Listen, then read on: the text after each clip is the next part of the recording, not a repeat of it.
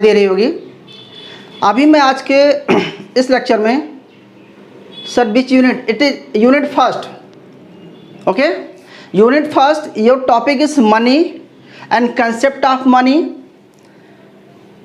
And measurement of money and money supply, money multiplier, types of money, origin of money. ये सारे chapters first के topic हैं। मतलब you can say कि इस पेपर का आपको बेसिक यहाँ से स्टार्ट करना है, बेसिक यही है। तो हम स्टार्ट करते हैं आपको बेसिक से। सबसे पहले देखिए, आपको ये बताना है कि एक वाटर सिस्टम आपने सुना होगा, और वाटर सिस्टम में क्या होता था कि जहाँ पर मनी नहीं थी, जब मनी नहीं थी तो वाटर सिस्टम था। तो वाटर सिस्टम की क्या प्रॉब्लम थी, और उस प्रॉब्लम को सॉल्व करने के लिए मनी आई। तो हम यहाँ पर इस चैप्टर को इस तरह से समझाऊंगा आपको कि एक ही बार में आपके माइंड में सारी चीज़ें फिट हो जाए। इसीलिए मैंने स्टेप बाय स्टेप चीज़ें लिख रखा हूँ। सबसे पहले देखो, मैंने लिख रखा है यहाँ पर कि लिमिटेशन ऑफ वाटर सिस्टम। तो पहले हम थोड़ी सी वाटर सिस्टम के बारे में बात करेंगे, और जब वाटर सिस्टम की बात करेंगे तो यहाँ पर आपकी प्रॉब्लम को बताऊँगा, और इस प्रॉब्लम को बताने के बाद फिर बताऊँगा कि मनी क्यों आई, फिर मनी को हम डिफाइंड करेंगे, फिर आपको बताऊंगा कि मनी की क्या प्रॉपर्टीज़ है, और इस मनी की प्रॉपर्टीज़ के पॉइंट ऑफ व्यू से भी आपको डिफाइन करके दिखाऊंगा, और इस वाटर सिस्टम के पॉइंट ऑफ व्यू से मनी को डिफाइन करके दिखाऊंगा आपको। और फिर आपको मैं दिखाऊंगा कि किस तरह से फंक्शन ऑफ मनी है, फंक्शन ऑफ मनी को कैसे हम इन दोनों चीज़ों से लिंक करके दिखाऊंगा, और फाइनली आपको बताऊंगा कि टाइप्स ऑफ मनी। सो आज के दिन मैं आपको 3 टॉपिक कराऊंगा, और बहुत इजी है, लेकिन इंटरलिंक करना है, और आपको ये समझना है कि इसे हम किस तरह से पढ़ें, किस तरह से इसको समझें, ये जानना बहुत ज़रूरी है। तो चलिए देखिए, लिमिटेशन ऑफ वाटर सिस्टम में क्या था, इतना तो आप सब समझते ही होंगे कि अगर हम और आप एक दूसरे से एक्सचेंज करते हैं, चाहे वो हमारा, ध्यान समझना, हम थोड़ा डेप्थ में जाएंगे, चाहे आपका और हमारा लेन देन हो, ट्रांजैक्शन हो, या किसी कंट्री स्टेट के साथ हो, या किसी कंट्री के साथ हो। अगर हम बात करें इंटरनेशनल ट्रेड की, या बात करें हम डोमेस्टिक ट्रेड की, या बात करें इंडिविजुअल ट्रेड की, तो सबसे बड़ी प्रॉब्लम क्या आती थी कि हम आपस में कितनी गुड्स के बदले कितनी गुड्स को हम एक्सपोर्ट करें, या हमें जो गुड्स चाहिए उस पर्सन को नहीं चाहिए, उस पर्सन के पास नहीं है, या जो मुझे गुड्स चाहिए वो मुझे एक्सपोर्ट नहीं कर सकता। इस तरह से कोइंसिडेंस नहीं मिलता था। तो जैसे कि मुझे जो चीज़ चाहिए आपके पास नहीं है, अगर मनी नहीं है तो हम एक दूसरे से एक्सचेंज करते हैं। सपोज मुझे राइस चाहिए, बदले में मैं बीट देने को रेजी हूँ, मतलब कोई अपना दूसरा गुड्स दे रहा हूँ, और मुझे वो गुड्स चाहिए जो आप दूसरा कुछ देना चाहते हैं, तो कोइंसिडेंस नहीं मिल रहा। तो यानी कि बार्टर सिस्टम फेल हो रहा था। बार्टर सिस्टम में बहुत सारी प्रॉब्लम थी। तो उस सिस्टम को पहले आप समझिए, उसमें क्या प्रॉब्लम थी। देखिए, बार्टर सिस्टम की मेन प्रॉब्लम क्या थी कि lack of double coincidence want. जो हमारी रिक्वायरमेंट है, जो हमारी डिमांड है, ध्यान समझना, वो चीज़ आपके पास नहीं है, या जो आपकी डिमांड है, जो आप गुड्स चाहते हैं, वो मैं आपको नहीं दे पा रहा हूं। क्यों? क्योंकि वो मेरे पास नहीं है। तो मेरी रिक्वायरमेंट के अकॉर्डिंग आपके पास वो गुड्स नहीं है, और आपके रिक्वायरमेंट के अकॉर्डिंग मेरे पास वो गुड्स नहीं है। तो इस केस में क्या हो रहा है कि हमें प्रॉब्लम आ रही है, लेक ऑफ डबल कोइंसिडेंस की, दोहरा कोइंसिडेंस। यानी कि जो मुझे चाहिए, ऐसा बंदा मुझे, ऐसा पर्सन मुझे सर्च करना पड़ेगा जिसको राइस चाहिए, अगर मुझे राइस किसी को देना है तो, और ऐसा पर्सन चाहिए अगर मुझे किसी से व्हीट लेना है, तो हमें ऐसे पर्सन को ढूंढना पड़ेगा जो मेरी रिक्वायरमेंट को फुलफिल करे। तो वाटर सिस्टम में प्रॉब्लम थी। तो इस करके पहली प्रॉब्लम हम इसको ये मान लेते हैं।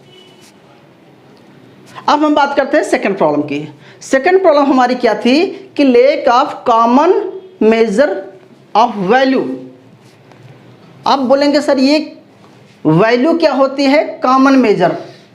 कहने का मतलब है कि एक ऐसी वैल्यू किस वैल्यू पे, किस रेट पे हम डिसाइड करें। अगर मैं बोलता हूँ कि आप मुझे जो चीज़, देखो समझ लीजिए, जिस चीज़ की मार्केट में, जिस चीज़ की सोसाइटी में अवेलेबिलिटी नहीं है उसकी वैल्यू ज़्यादा होती है, और जो चीज़ ज़्यादा अवेलेबल है उसकी वैल्यू कम होती है।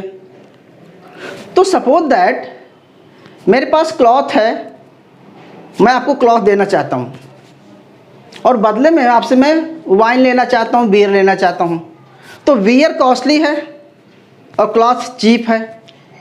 तो यानी कि हम किस रेशो पर, किस पॉइंट पर एक दूसरे से ट्रेड करेंगे कि कितनी वाइन के बदले हम कितना मीटर्स आपको क्लॉथ देंगे। तो प्रॉब्लम यहाँ पर है, एक कॉमन वैल्यू नहीं है, एक मेजरमेंट करने के लिए एक प्रॉपर यूनिट्स नहीं है कि उसमें हम मेजर करें कि ठीक है आपको मैं 3 मीटर्स कपड़ा दे रहा हूँ, या रेशो की बात करूँ, टर्म्स ऑफ ट्रेड रेशो होता है जिस रेशो पे हम आपस में एक्सचेंज रेट करते हैं।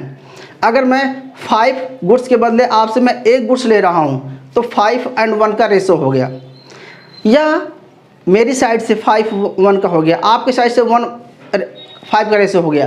तो कहने का मतलब है कि एक ऐसा कॉमन वैल्यू नहीं थी कि जिस रेट पे हम आपस में किसी गुड्स का एक्सचेंज कर सकें।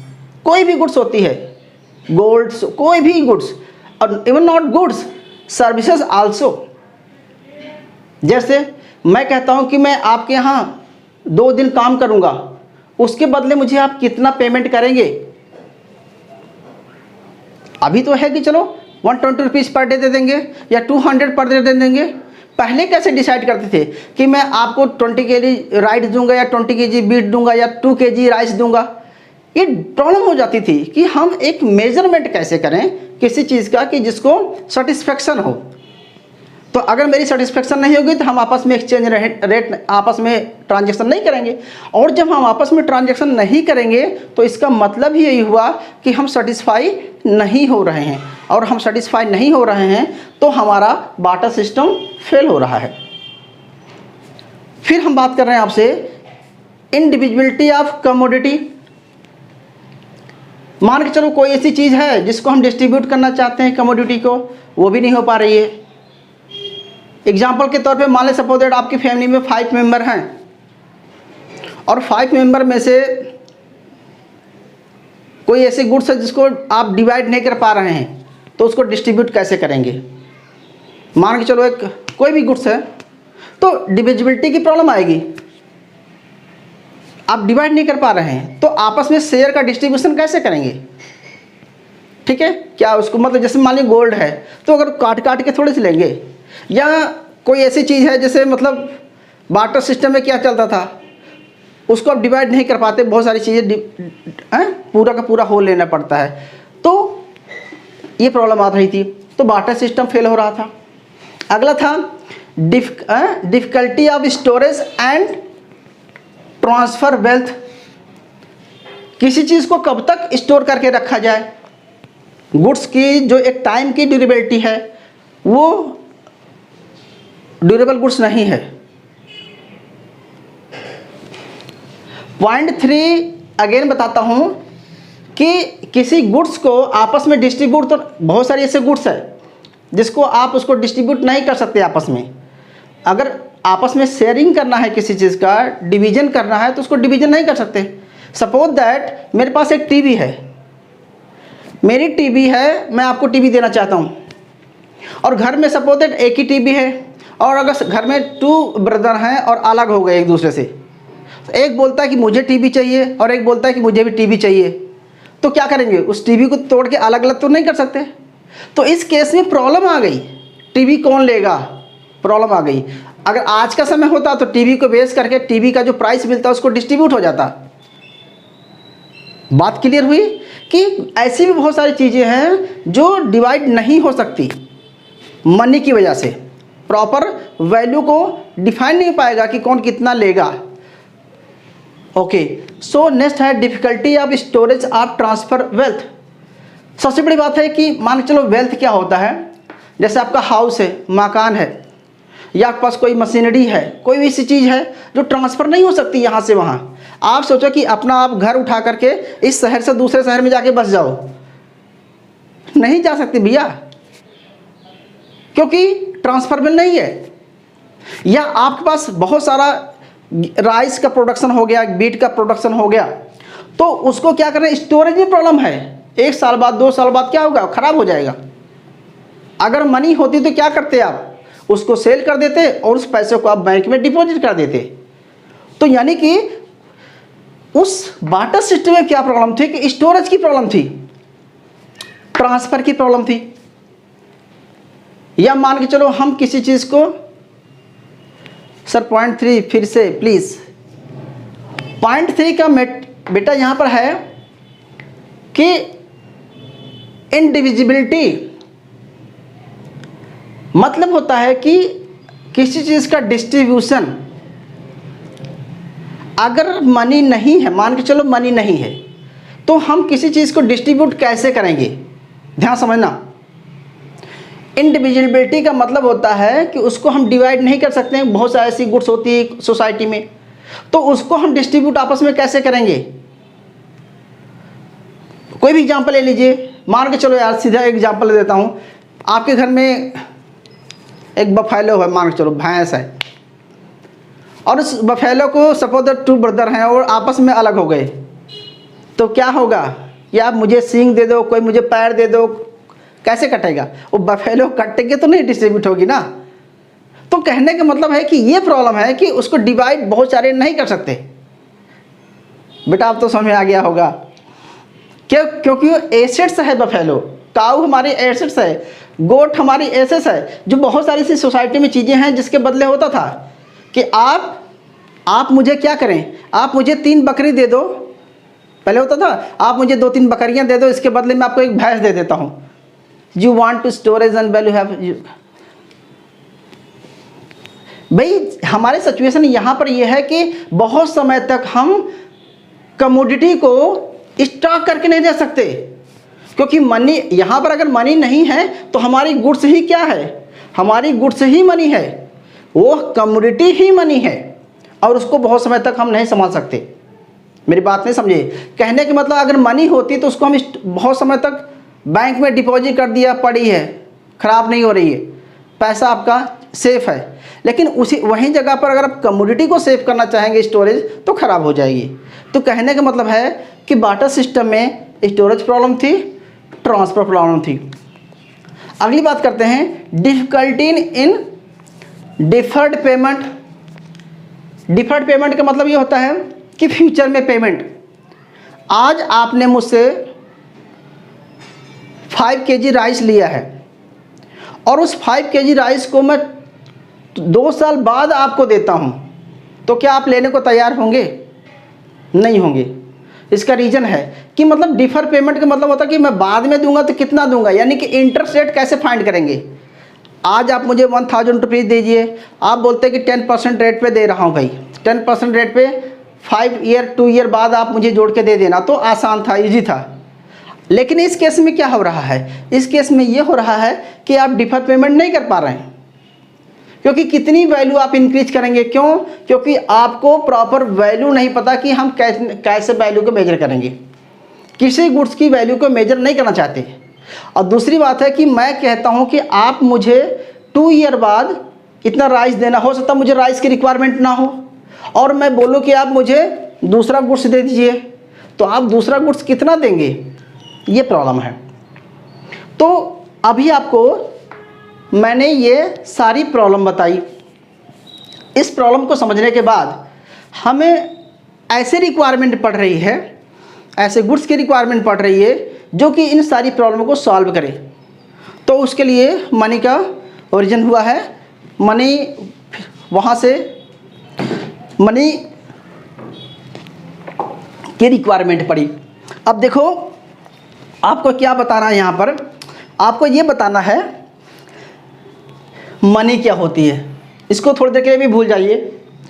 अब बताता हूँ मनी क्या होती है। आपसे पूछे मनी क्या है भैया, मनी की डिफिनेशन बताओ, तो अभी मैं मनी की डिफिनेशन आपको नहीं बता रहा हूँ, 2 मिनट बाद ऑटोमेटिकली आप मनी की डिफिनेशन बता देंगे। देखो मनी वो है जो आज की डेट में चल रही है, पहले इसको मान लो कि आज की डेट में जो पैसा चल रहा है वो मनी है, ठीक है। अब इस मनी को आप ऐसे डिसाइड कीजिए कि जो मनी है इसमें कुछ फीचर्स होते हैं। जैसे पहले आप इसकी प्रॉपर्टीज़ ऑफ मनी पढ़ लीजिए। जो प्रॉपर्टीज़ है आप इसको पढ़ लीजिए।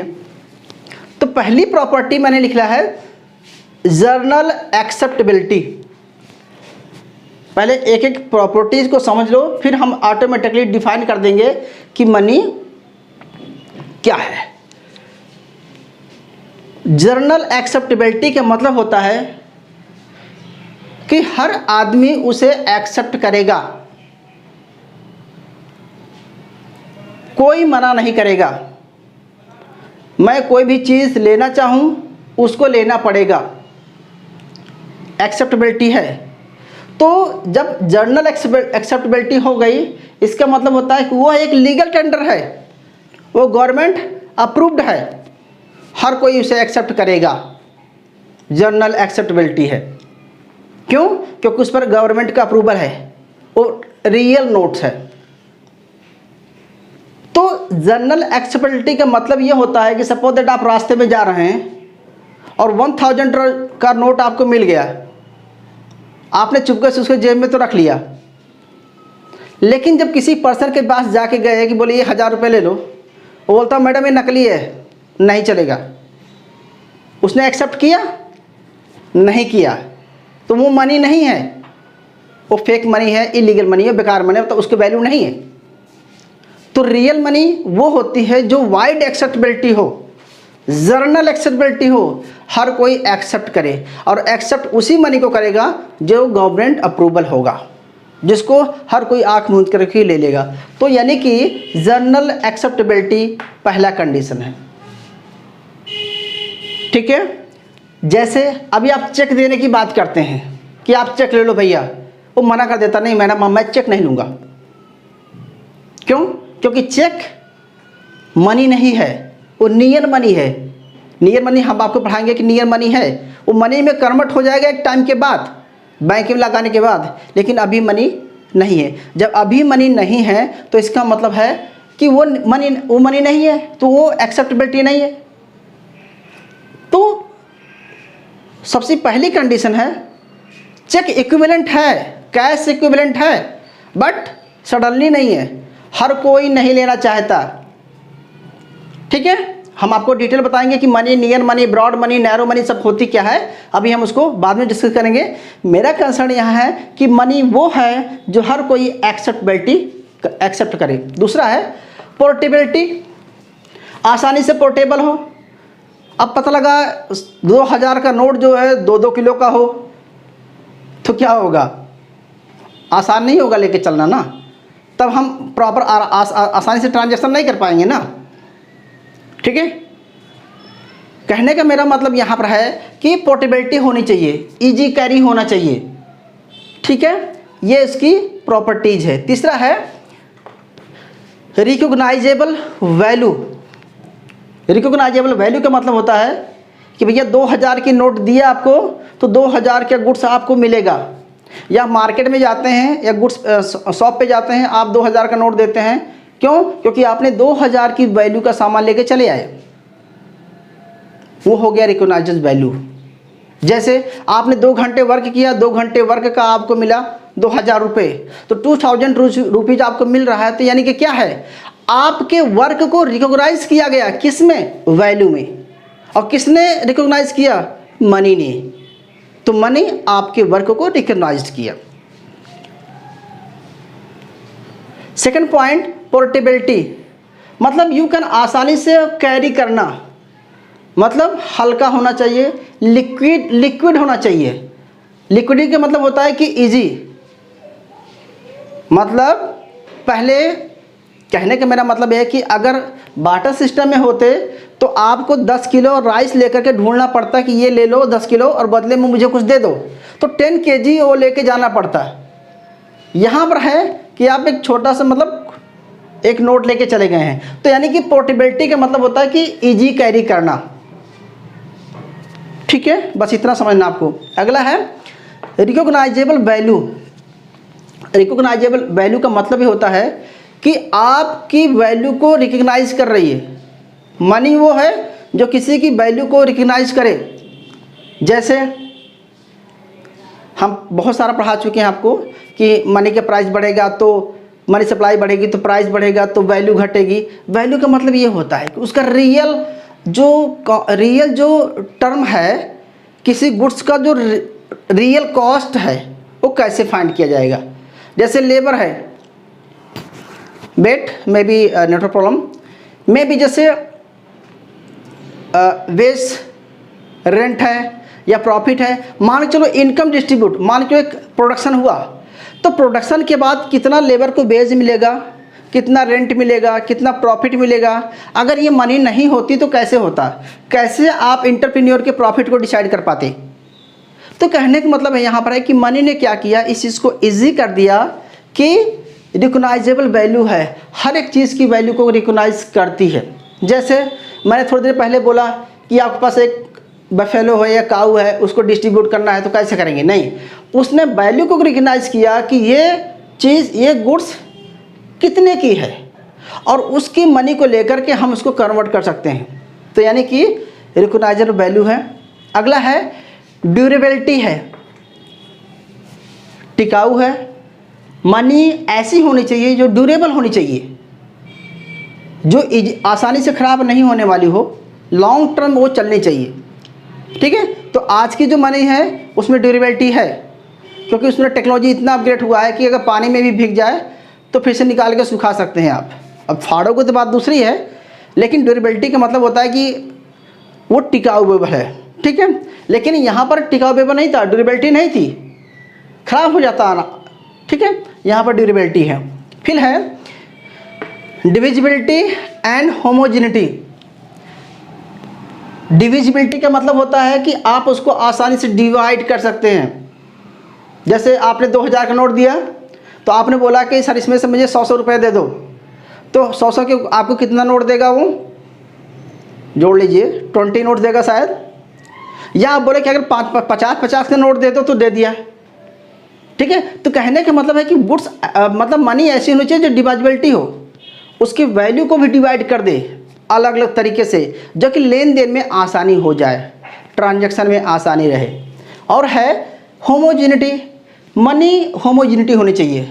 ऐसा नहीं है कि एक नोट बड़ा है तो एक नोट छोटा है, मतलब उसका साइज़ और उसकी जो वैल्यू है, उस पर जो टर्म कंडीशन है, मतलब एक जैसा होना चाहिए।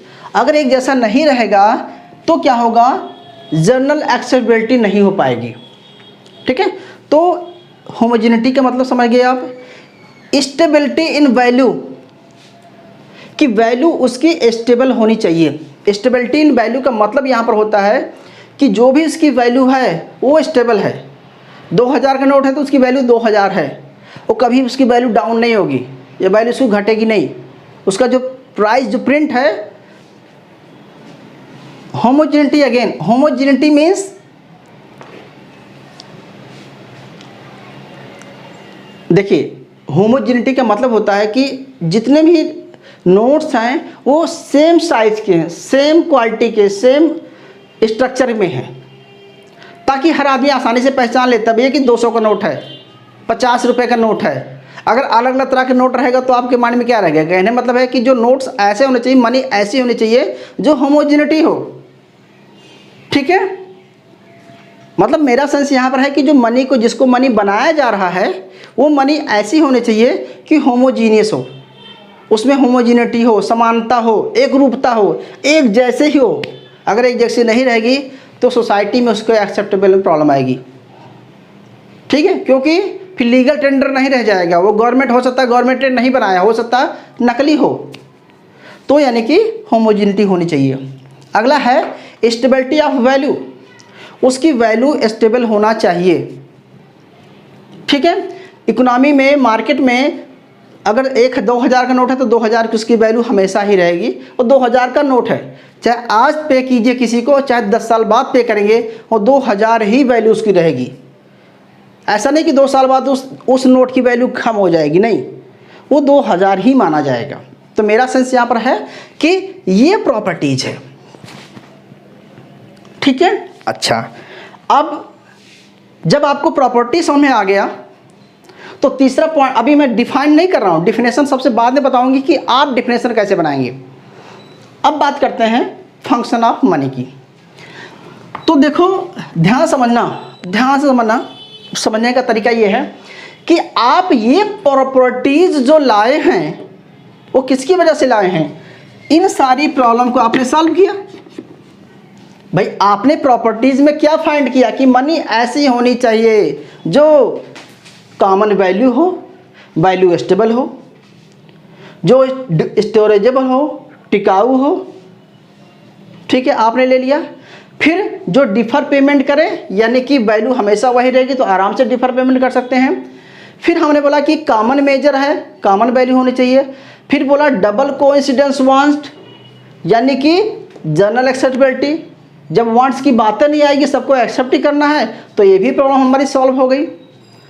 लैक ऑफ कॉमन वैल्यू, तो ये रिकॉग्नाइजेशन वैल्यू की बात कर दिया, ड्यूरेबिलिटी की बात कर दिया। तो यार ये जितनी हमारी ये प्रॉब्लम थी बार्टर सिस्टम की, उस प्रॉब्लम को मनी ने सॉल्व कर दिया। और जब ये सॉल्व कर दिया मनी ने, तो यही इसकी प्रॉपर्टीज हो गई। ठीक है, so properties of money, you can say कि इस प्रॉपर्टीज तभी मानी जाएगी जब इसने इस प्रॉब्लम को सॉल्व कर दिया। और जब ये प्रॉब्लम सॉल्व कर दिया, ये प्रॉपर्टीज बन गई, तो यही तो इसका फंक्शन हुआ। और अब आपको फंक्शन डिफाइन करने के लिए अलग से ज़रूरत नहीं है, चीज़ों को एलिब्रेट कर देना है, एक्सप्लेन कर देना है। तो आपके बुक्स में, आपके रीडिंग में ओनली 4 फंक्शन है, तो मैं 4 पढ़ा रहा हूँ। अदरवाइज प्राइमरी, सेकेंडरी, थर्सरी बहुत सारे फंक्शन हैं, उसको आपको नहीं पढ़ना है। इन्हीं 4 फंक्शन में सारे फंक्शन इंक्लूड हो जाते हैं। तो चलिए हम बात करते हैं फंक्शन ऑफ मनी की। ठीक है, अब फंक्शन ऑफ मनी में आपको पढ़ना है, पहला है मीडियम ऑफ एक्सचेंज। ओके, अब मीडियम ऑफ एक्सचेंज का मतलब क्या हुआ कि मनी वो है जो डबल कोइंसिडेंस वांट को खत्म कर देती है, जो जनरल एक्सेप्टेबिलिटी है, जो मीडियम ऑफ एक्सचेंज है। यानी कि जब मीडियम ऑफ एक्सचेंज मनी को मैंने जनरल एक्सेप्टेबिलिटी बना लिया, और ये जनरल एक्सेप्टेबिलिटी क्या कर रही है, डबल कोइंसिडेंस को, प्रॉब्लम को सॉल्व कर रही है। 2 points of properties, starting 2 points of property, again I want to repeat, divisibility of homogeneity, कि मनी को आप आसानी से डिवाइड कर सकते हैं। भाई किसी भी चीज़ को डिवीजन कर सकते हैं। जैसे इनकम आ गई, मान लो जीडीपी आया, उस जीडीपी को कंजप्शन में, ओके सो दीपांश्री अभी अगेन यार, डिविजिबिलिटी एंड होमोजेनिटी का मतलब होता है कि हम उस चीज़ को कैसे डिवाइड करेंगे। जैसे इनकम आ गई, जीडीपी आ गया, अब उस जीडीपी को क्या करेंगे, अगर डिवाइड करना है तो कैसे करेंगे, बेच कैसे देंगे, रेंट कैसे देंगे, प्रॉफिट डिवाइड कैसे करेंगे। तो मनी है तो उस गुड्स को सेल करके इनकम को हम क्या करेंगे, मनी को डिवाइड कर सकते हैं। तो डिविजिबिलिटी की प्रॉब्लम सॉल्व हो गई। दूसरी बात है, या दूसरा पॉइंट आप ऐसा समझ लीजिए कि ये डिविजिबिलिटी है। 1000 रुपये का नोट है, 2000 का नोट है, उसको हम कन्वर्ट कर सकते हैं 100 रुपीज़ में, 200 के नोट में कन्वर्ट करा सकते हैं। तो यहाँ पर डिविजिबिलिटी का मतलब ये है। होमोजेनिटी का मतलब है कि नोट सारे एक जैसे ही होने चाहिए ताकि वाइड एक्सेप्टेबिलिटी बनी रहे। स्टेबिलिटी ऑफ वैल्यू, यानी कि वो वैल्यू हमेशा वही की वही रहे जितनी उसकी वैल्यू डिसाइड की गई है स्टार्टिंग में। अगर 2000 का नोट है तो वो 2000 का नोट 2 साल बाद भी उसकी उतनी ही वैल्यू रहेगी। तो ये था दीपांशी। अब हम बात करते हैं, ये प्रॉपर्टीज़ हो गई। अब प्रॉपर्टीज़ को मायने में रख करके हमने लिमिटेशन की बात किया, इसकी बात किया। अब मैं बता देता हूँ कि अगर आपको पढ़ना है कि मीडियम ऑफ एक्सचेंज, तो मीडियम ऑफ एक्सचेंज का मतलब है कि पहला फंक्शन है कि ये मनी मीडियम ऑफ एक्सचेंज है।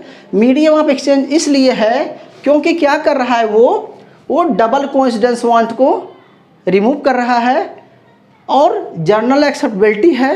इस करके ये मीडियम ऑफ एक्सचेंज है कि किसी भी गुड्स को आप एक्सचेंज कर सकते हैं, क्योंकि पहले डबल कोइंसिडेंस पॉइंट्स को ख़त्म कर दिया, क्योंकि आसानी से एक दूसरे से आप एक्सचेंज रेट कर सकते हैं, क्योंकि ड्यू टू द मनी। अगर आप, ठीक है, बस इतना समझते हैं। दूसरा है यूनिट ऑफ अकाउंट।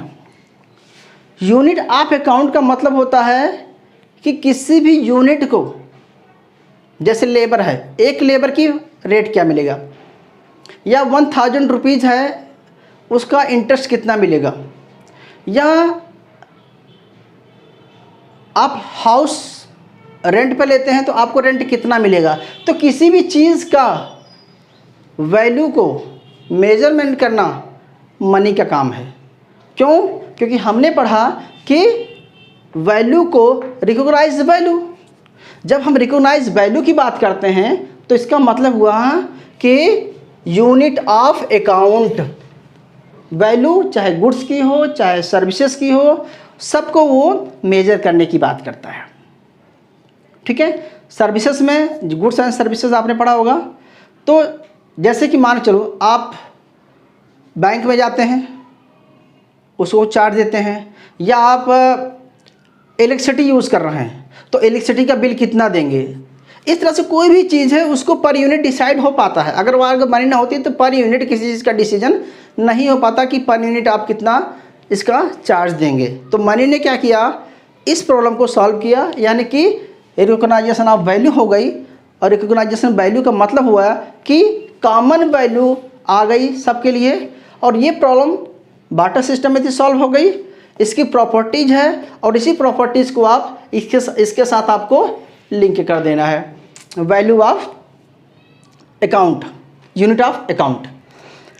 अगला बात करते हैं स्टोर ऑफ वैल्यू। देखो हमारा इसमें क्या प्रॉब्लम थी, इसमें प्रॉब्लम थी कि difficulties of storage and transfer of wealth. तो यहाँ पर तो प्रॉब्लम थी कि कितने टाइम तक हम चीज़ों को स्टोर करके रखेंगे। इस प्रॉब्लम को सॉल्व करने के लिए हमने एक ड्यूरेबिलिटी लाए। जब हम ड्यूरेबिलिटी लाते हैं तो ये क्या करती है, स्टोरेज ऑफ वैल्यू, वैल्यू को स्टोर कर दिया हमने। जैसे मान चलो आप एज ए फार्मर हैं और आपके यहाँ बहुत सारा प्रोडक्शन हो जाता है। यूनिट ऑफ अकाउंट मीन्स किसी भी चीज़ को मेजर करने के लिए आपके पास एक यूनिट मिल गई।